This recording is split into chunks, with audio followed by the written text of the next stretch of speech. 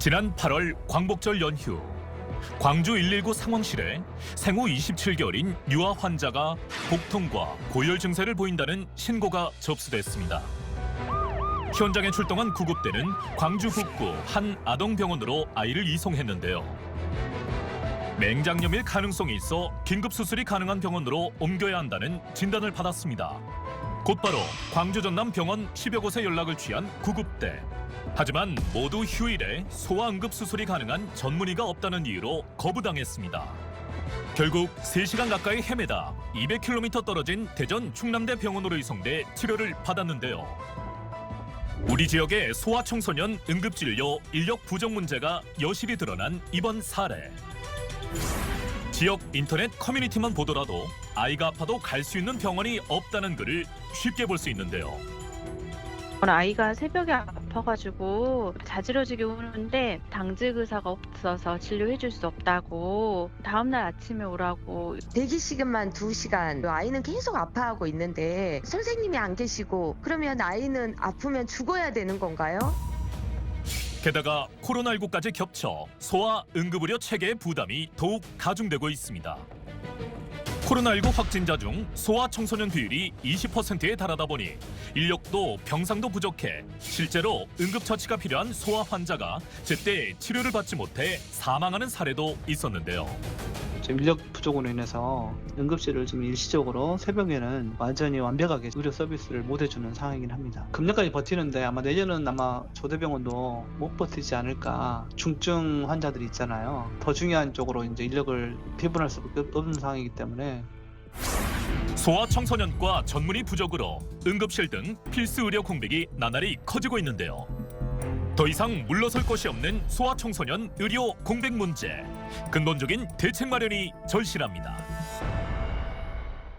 지금 현장 일선에서 이런 심각한 현실을 온몸으로 직접 느끼고 계신 분이 있다고 하는데요. 현장에 나가 있는 한웅희 리포터가 직접 만나서 자세한 이야기 들어보도록 하겠습니다. 한웅희 리포터. 네, 저는 지금 광주 전남대병원 소아과 외래진료센터에 나와 있습니다. 이쪽으로 보시면 현재 소아청소년 외과 수술을 맡는 소아외과 담당 교수는 단 1명에 불과합니다.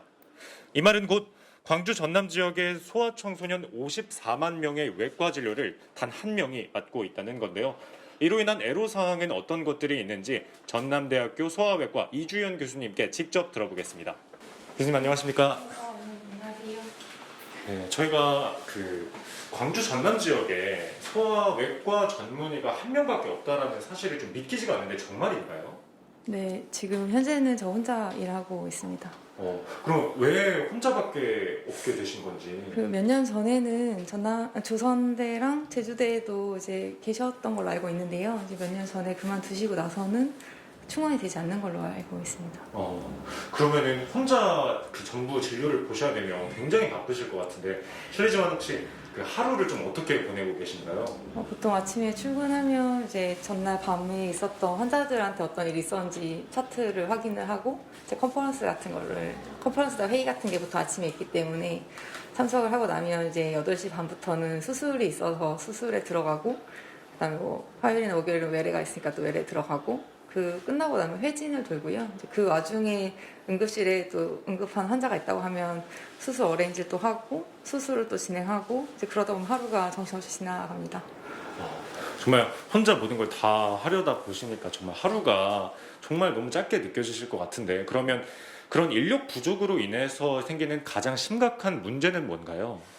일단 지금 소아 수술을 제가 혼자 다 하고 있어서 이제 외과 안에서도 제가 수술을 많이 하는 편인데, 제가 학회 같은 데 가게 되면 이제 자리를 빌 수밖에 없는 상황인데, 그러면 이제 커버할 인력이 없다는 게 가장 큰 문제인 것 같습니다.